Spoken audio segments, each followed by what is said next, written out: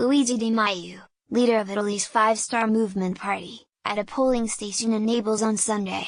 Ciro Fusco/European press photo agency. The Italian elections on Sunday were the latest, powerful wave in a tidal turn of anti-immigrant, anti-European Union and anti-democratic fervor that has ravaged European politics. The vote was a stinging rejection of the traditional parties, and of national leadership that has been frustrated by a flood of migrants from Africa and the Middle East and stymied by years of stagnation. While the populist parties that were the two biggest vote-getters were different in many ways, both want to abandon the euro and support for migrants, and shared conspiracy theories about bankers, vaccines and the 9/11 attacks. The lack of an outright winner or obvious coalition promises a long and wobbly slog before a government, most likely unstable, takes shape.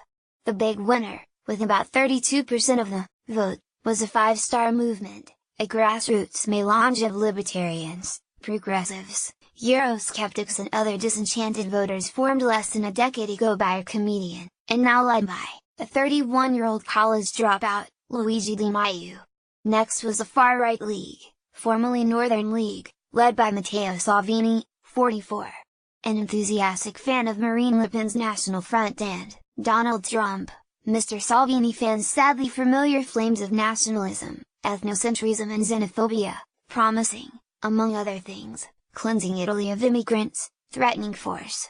The League ran with Silvio Berlusconi's Forza Italia party.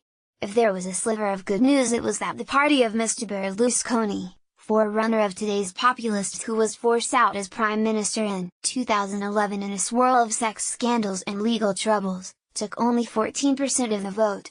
The biggest blow was to the governing Democratic Party, led by Matteo Renzi, until his resignation on Monday. It sagged to a mere 19% of the vote. The party, which has led Italy in a technocratic direction for the past 5 years, pulled Italy out of recession and had been trying to modernize its economy. But the nation's problems proved too great for it to resist the rise of extremism and demagogues. Whatever government emerges will have a tough time satisfying voters' expectations while coping with Italy's real economic problems, including the largest public debt in the European Union and high youth unemployment. As Greece learned earlier, it's one thing to rage against European rules, it's a far different thing to try to buck them. Italy now poses a major challenge to the European project, already badly battered by the Brexit vote in Britain and the illiberal drift of Poland, Hungary and other East and Central European countries. That promise of instability and uncertainty is no doubt being celebrated in the Kremlin.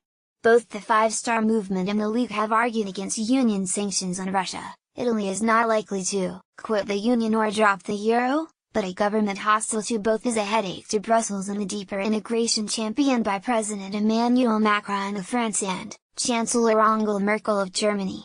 They will now need to decide whether to press ahead or hold off a while.